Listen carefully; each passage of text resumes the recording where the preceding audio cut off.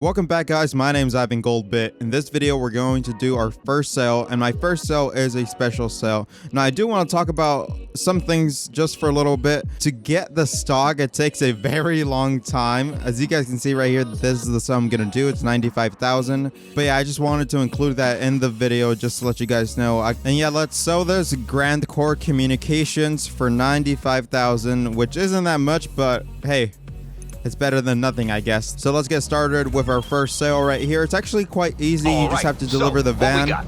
The buyer's people want to keep an eye on this. They're going to guide you from a helicopter.